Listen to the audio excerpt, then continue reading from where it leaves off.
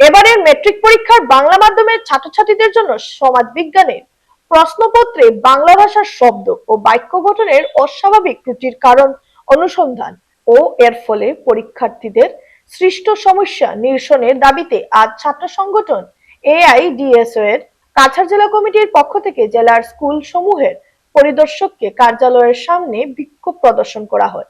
বিক্ষোভ চলাকালে সেখানে বক্তব্য রাখেন জেলা কমিটির সভাপতি স্বাগতা ভট্টাচার্য এবং জেলা সম্পাদক স্বপন চৌধুরী।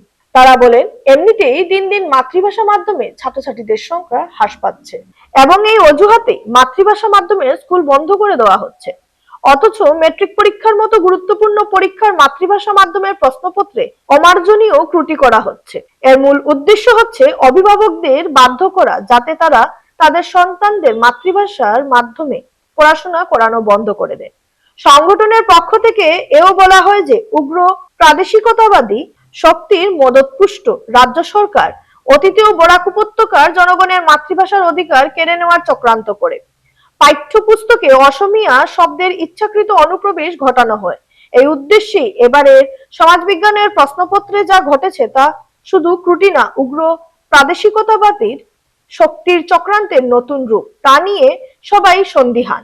সংগঠনের পক্ষ থেকে মাতৃভাষার মাধ্যমে অন্যান্য পরীক্ষার প্রশ্নপত্রে এ ধরনের অমার্জনীয় ত্রুটির যাতে পুনরাবৃত্তি না হয় তা সুনিশ্চিত করা এবং সমাজবিজ্ঞান পরীক্ষার প্রশ্নপত্রের ত্রুটির জন্য দায়ী ব্যক্তিদের শনাক্ত করে তাদের বিরুদ্ধে উপযুক্ত পদক্ষেপ গ্রহণের জোরালো দাবি জানানো হয়। আপনারা অবগত আছেন যে এবছর মাধ্যমিক পরীক্ষায় সমাজবিজ্ঞান পরীক্ষায় বাংলা মাধ্যমের স্টুডেন্টদের জন্য যে প্রশ্নপত্র দেওয়া হয়েছিল সেই প্রশ্নপত্রে অসংখ্য ভুল, অসংখ্য বাক্য গঠনের ভুল, এইসব দেখে আমরা খুবই উদ্বেগী। এমনিতেই আমরা দেখতে পাচ্ছি মাতৃভাষার মাধ্যমের স্কুল বন্ধ হয়ে যাচ্ছে। মাতৃভাষা মাধ্যমে ছাত্রছাত্রীরা পড়াশোনা থেকে বিরত হচ্ছে। এমন অবস্থায় বোর্ড কর্তৃপক্ষ এভাবে মাতৃভাষার সহিত অবহেলা করায় অভিভাবকরা, ছাত্রছাত্রীরা বাধ্য হয়ে মাতৃভাষা পড়াশোনা থেকে বঞ্চিত হবে। আমরা একটা বিষয় জানি, বিশ্বকবি রবীন্দ্রনাথ ঠাকুর বলেছিলেন মাতৃভাষা মাতৃদুগ্ধ সম। অথচ মাতৃভাষার সঙ্গে আমাদের রাজ্যে, আমাদের উপত্যকাতে বারে বারেই একটার পর একটা ঘটনা ঘটে যাচ্ছে।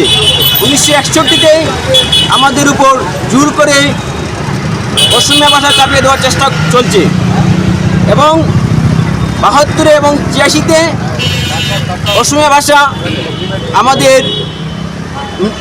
পড়াশোনা মিডিয়াম হিসেবে চালু করার জন্য যখন প্রস্তাব এসেছিল তখন আমাদেরকে লড়াই করতে হয়েছে। এরপর লাগাতার চেষ্টা চলছে আমাদের ভাষার উপর আক্রমণ। তাই বন্ধুগণ, আমরা মনে করি এবার মেট্রিক পরীক্ষায়, সমাজবিজ্ঞান পরীক্ষায় বাংলা মাধ্যমের ছাত্রছাত্রীদের জন্য যে প্রশ্নে যে ধরনের ত্রুটি হয়েছে, আমরা মনে করি এটা জেনে শুনে একটা ষড়যন্ত্র করেছে।